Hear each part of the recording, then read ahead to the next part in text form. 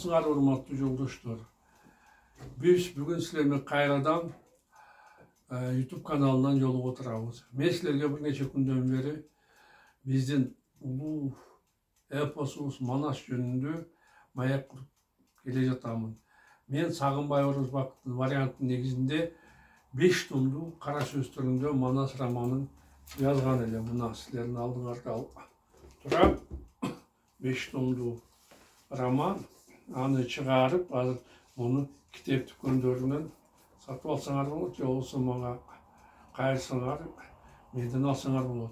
Бул эпосту мен негизинде жазылган романды Кыргыз Билим берүү академиясынан экспертизадан текшерүүдөн өткөзүп, аны кыргыз адабияты боюнча мектептердин программасына кошумча окуу куралы катары киргизгенмин.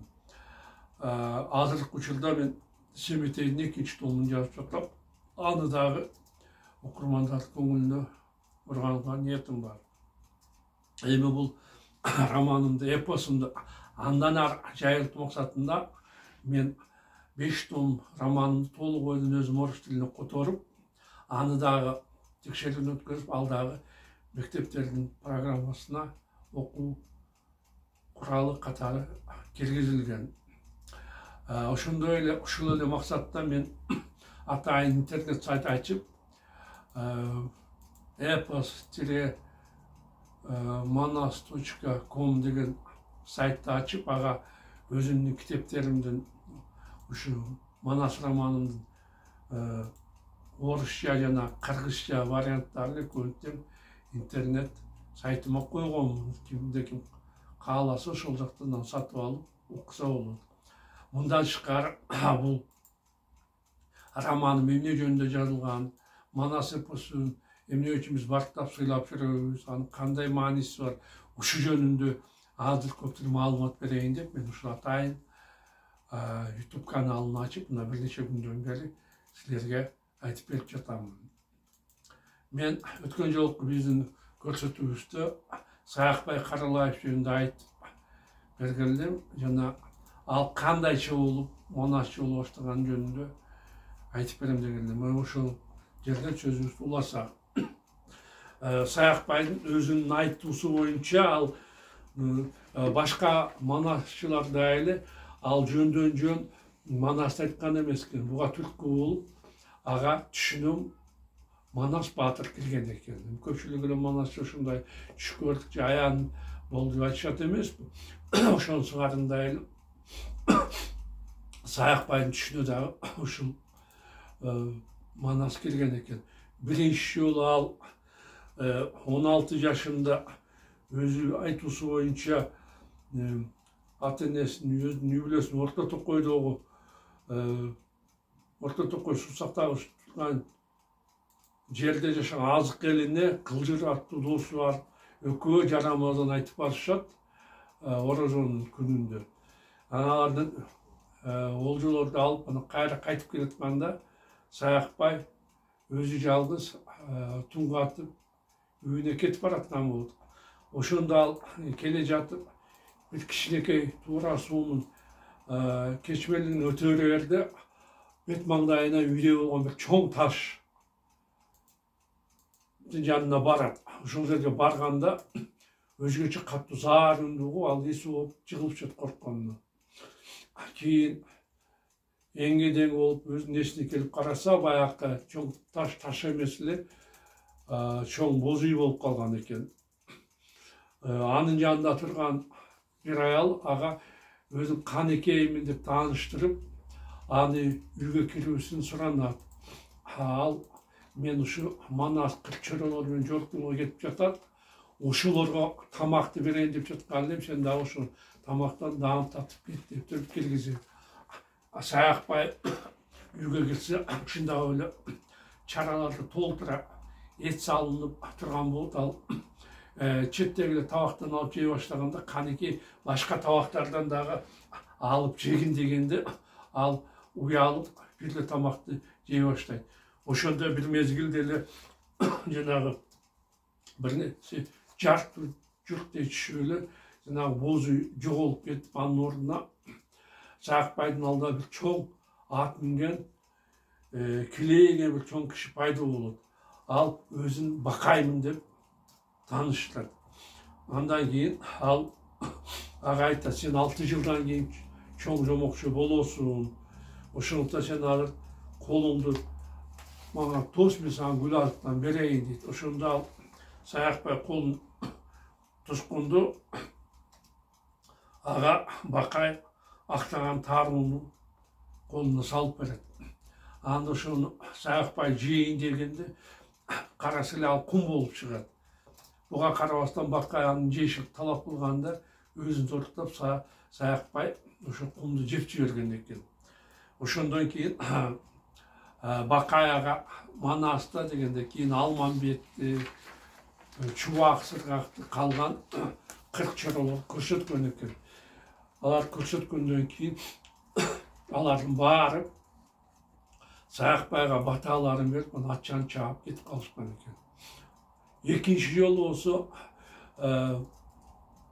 Саақбайдың ішінде Манас, Алманбеттер, ал Қызыларс армияның қатарында жүргенде түшіне кіріп, анда дағы аға бата берішкен екен. Ошондон кейін ал ушул Манас айтуға катуу киришип баштаган экен. Албетте бул ал дары ошо түш көргөндөн кийин Манасты айта баштаган эмес. Мен өзүм силерге айтканда ал ошол кезде көлдөгү Меми деген атактуу манасчылардан таалим тарбия алып бир нече жыл алардан Манасты үйрөнүп туруп, анан кийин Манас эпосун айта баштаган. Бирок ага демине дем кошуп ушул ишке жетелегени дал ушул түштөр болгон экен.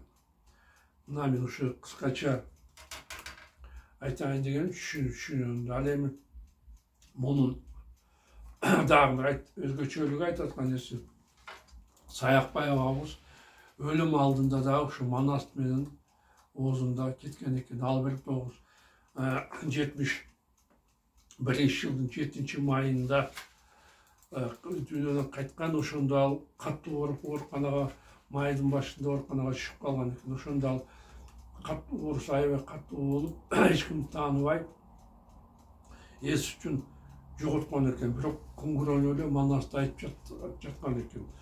Ал айтканда да болгондо дагы Манасты кадимкидей суу адамдай кылып айтып берген экен. Ошентип ал биздин Залкар абабыз жалгандан узап акыркы земтактарда да Манасы менен болуптур. Мына ушундай урматтуу жолдоштор, мен силерге Манас Саақбайдын түшү жөнүндө кантип айта баштаган жөнүндө, Манас айта баштаган жөнүндө берип маалымат ушул. Эми болсо мен силерге Манас романын айтышты улантайын. Мен өткөн жолу окуганда бул Манас качып кеткенден кийин жакпан таштап койгондо апасы чыйырды аны изегени чыккан жерине токтогон эле. Ошону улантайын. Жакыпты байымга салган чыйырды болсо бул мезгилде боздоо ыйлап, тоо ташты, коктук колоттордун бирин калтырбай, ямгырдын астына шөмтүрөп суу болуп, түнү менен издеп Манасты таппады. Жерге жарык түшкөндө байбиче бир кырды ашып, эки тарабы тең тоо менен курчалган кең талаага туш келип, жер жайнаган жылкытта жүргөнүн көрдү. Бул кимдин жылкысы болду экен? Балким аны кайтарган жылкычылар баламдын дайынын билет, аларда Манасты кабарчырап көрөйүн деп чечти. Башына ак элечек, буттарына кызыл чокой кийген чыйырды жылкыларга жакын келгенде алдынан капысынан Манас чыкты. Апасын ээн талаада жалгыз жүргөн көргөн бала чөчүп кетти. Энеке, сага эмне болду? Атамдын аты минип кайда баратасыз? Эки көзүн кыйлаганда шишип кетти. Сизди ким капа кылды деп суроону жамгырта жаадырды Манас. Балам, Манасты сен аман тапкандан кубангандан ыйлап жиберди чыйырды. Сени Ошбурдан алып келем деген атаң айылга жалгыз барды. Балаң жылкыга теген калмактарды сабап, башын өлтүрүп, жүйүндүү болуп калып, качып кетти деп мага суук кабарды айтканда сени издеп чыктым. Құдайға шүгір, сені есен аман тағап алдым. Эми жүр кетелүүгө болом. Уул енталар бизге эмне бар? Жалоору карады баласын эне. Бакул апа. Кийин алкырга чыгып, ыйманды чакырды. Мен мындамын деп жылкынын четине чыга келди. Ыйман, сенде канча жылкы бар? 8500. Анда мындай кылгыла. Калмактар кесишлердин аларга алыңар түк келбейт. Ошондуктан жылкыны айылына асырып айдасаңар, аны чогулта албай калмактар азапка калсын. Жылкычылар калмактардын айылына айдай баштаганын көргөндөн кийин көңүлү тынчыган Манас энеси менен үйүнө жөнөдү. Чыйырды аны акырын байкап көрсө, баласын калмакты өлтүрүп атамды кумга жыктым, далай жылкысынан ажыраттым деп пушайман болгон түрү жок. Канчалык ашыккан менен эне балага үйүнө тынч жетүүгө мүмкүнчүлүк болбоду.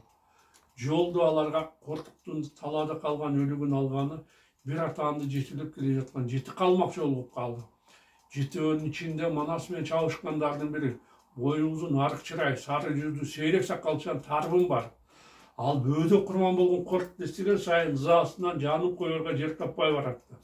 Атаан урайындын буруттуу ичине сөгүндү Тарбын.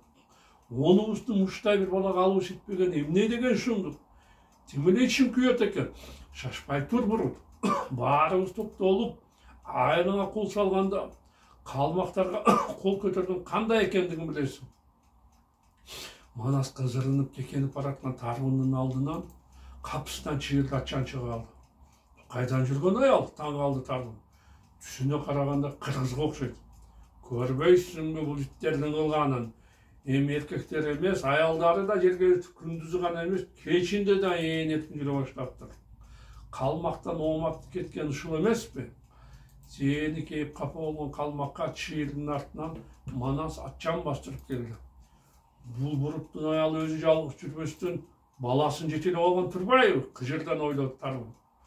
Күн батып, күйгүн түшө баштагандыктан ала дегенде Манас тааныбады. Кийин бала жанына жакын келгенде Тарбын аны даана тааныды. Ой, калмактар айгайды салды. Так ушул бала Коркутту жуткан.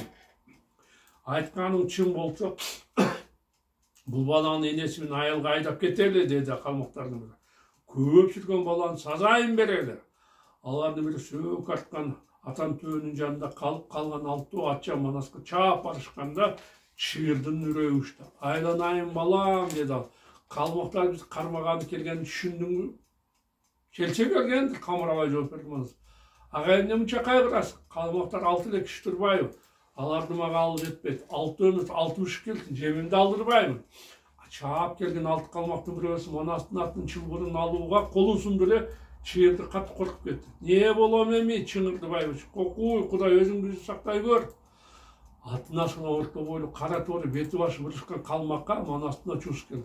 Колуңду сунба, капыр, бактыркал калмакка. Болбосо арам өлөсүң акыр. Манас атынын чылбырын калмакты колунан жулуп алганда тиги өжөлдөн кайрадан аны алууга колун сунду. Жаалданган бала калмак далысынан карап ээрден жулап көтөрүп артта турган Тарбынды урду. Экетен жерге кулап түшүп Тарбын лайламалуу деп ошол жерден мүрт кетти. Анын бир чоккудан чыкпай калганын көргөн калмактар коркконунан денелери калтырап басып, каршылык көрсөтүүгө чамасы келбей, Манаска катыла албай, эптеп-септеп экөөлүк төөгө артып, алды-артын карабай, айылына карай чүү коюшту. Айылына баргандан кийин чаңдан бозола болгон өңүп кубарган калмактар көргөндөрүн айылдаштарына айтышты. Бул буруттун баласы бала эмес, бале экен. Bir kişinin üstüne daha bir kişini öldürüp hiç kimse bulduğunda үйüne жайбаракка кетип калды деп узак болуштулар. Манас болсо калмактарды сазайын бергенден кийин энеси менен үйүнө кайтып барды. Алардын эсен сол келгенине Жакып аябай кубанды. Кагылайын балам, аман эсен келдиңби бакырды ал. Сенин келишиңден түңүлүп, эч акылымдан таанып калайын деп эми гана өзүмө келбедимби? Ага чейин санам санга бөлүнбөдү. Бир тараптан силерде айныс жок болуп, экинчи тараптар калмактар бизге кол сала турган болушуп, эми эмне болот экен деп чыйымын чыкпадыбы? Абышка Манасты кучактап бетинен өөп, аны тирип көргөнүнө жетин албай, чыйырдыга кайрылды. Sen Манасты кантип таптың? Ал кайда жүргөн экен? Чээрде болгон окуяларды айтып бергенде Жакып оор үшкүрүнүп, артка чейин өткөн жолдордун баарын Манас бууп салгандыгын түшүндү. Балама балды аябай оордотуп туруп, эки калмакты өлтүрүп, аардын уясын козгоп, ажыдардын куйругун басыптыр. Адам ойго, бөрү койго тойбойт. Өшөшүп калган калмактар эми мени соо койбойт. Жалынсам да, жашырынсам да алардан качып кутула албаймын. Ошондуктан Белдибекем бууп чабышкандан башка айла жок. Күч менен душмандарды токтотпосом, кул менен токтото албаймын деп ойлогон Жакып калмактар менен согушууга чечим кабыл алды. Манастын колунан ажалын тапкан Коркуттун айылы эки тарабынан бөксө тоолордун курчалган өрөөнүндө жайгашкан. Тоолордун боорунда арчалуу тукой черөөсү алыстан караган адамга уктап жаткан аюунун жоонун элестетет. Алардын арт жагында көк мелжиген чокуларынан жазы кышы кар кетпеген алып тоолордун боорлорунда дарак түгүл бадалдар да дээрлик жок койсо. Мезгил менен ары бери өткөн кайбир элдердин жактарынан чыгып ылдый кулаган майда таштар гана эчен кылымдар башын өткөргөн канчалаган шаңдуу, муңдуу окуялардыкка күбө болуп кар тоолордун жымырыктыгын бузуп турат. Демейди тынч жаткан айылдан чыккан ачуу кыйкырык аялдардын чыңырган үндөрүн угулганда үрбөлөң болгон айылдыктар эшикке бири калбай чуркап чыгышты. Бул ызычуу боз үйүндүктап жаткан орто бойлуу кара чачтуу кызыл жүздүү айыл башчысы атактуу ойго түшөрдү. Эмне болгонун билгени кызыл чепкенди кийип эшикке чыгайын деп жатканда үйгө узун бойлуу алып денелүү сары жүздүү бети тоголоп келген дөгөн шашып келди. Эшикте эмне ызычуу болуп жатат? Тынчсыздана сурады Атакул. Атакул жооп берди. Оор күчүнө ээктери салаңдаган дөгөн. Биздин кишилерибиз кыргыздар өлтүргөн таргындын өлүгүн алып келишти. Муну укканда Атакул ордунан секирип туруп дөгөндүн жанына атырылып келди. Эмне? Өңүп кара сурады ал. Кыргыздар дагы бир кишибизди өлтүрдү. Бизге кол көтөргөн ал ким? Билдиңерби? Ооба, Таргынды Жакып байдын баласы Манас өлтүрүптүр. Манас? Коркуп өлтүргөн Манас? Ооба, дал ошол. Атакул ачуусуна чыдабай, кабагына кар жаап, орсок тиштерин кычыратты. Кыргыздар аябай кутуруп тур, о жермагустар, ызалып кыйкырдап. Каңгыраган Жакып жерибизге келип, байып, ээсин капкан иттей болуп, бизди каба баштаган турбайбы? Ооба, дал ошондой болуп жатат. Атакул ачуусун басуу үчүн кууш мышыктыкындай жашыл көздөрүн жумуп, бир-эки жолу терең дем алып, кыжырдана жогонго кайрылды. Мындай кутурган иттин сазайын берип койбосо башка чыгат, деди ал. Ошондуктан таң эртең менен Жакыптын айылын талап, ага кумду айыпты салабыз. Аны алдык деп тим болбой, азапка дагы салабыз. Бай Жакып менен баласынын бирөөнү жутуп албасак, адам болбой калабыз. Жарайт, Атакул, кубана жооп берди дөгөн. Кайымдуу өзөндү таң атып жерге жаңыдан жазып түшө баштады. Өзөндө адам бою өскөн чөптүн арасында оттоп жүргөн жылкыларды Иманкул атчан кайтарып турду. Уйкусу канбай калгандыктан оолун алаканы менен калкалай эстеп алган жылкычы капысынан өзөндүн чет тарабында жайгашкан чер ачалуу токойдон жааларына сынган кылыч найзалы айбалтачан атчан калмактар келе жатканын көрдү. Атынын чылбырын тарта кармап, жылкычы чоочундарды тигиле карады. Атаңдын көрүү, бул калмактар соо келе жаткан жок. Далдоо болуп жылгага кирип, эч кимге көрбөй жашынайын деп, Иманкул атын бура тартып, жылгага чапкан бойдон кирип кетти. Мына урматтуу жолдоштор, бизге берилген убакыт дагы соңуна чыкты. Силер менен дагы YouTube каналында жолукканча саламатта калгыла.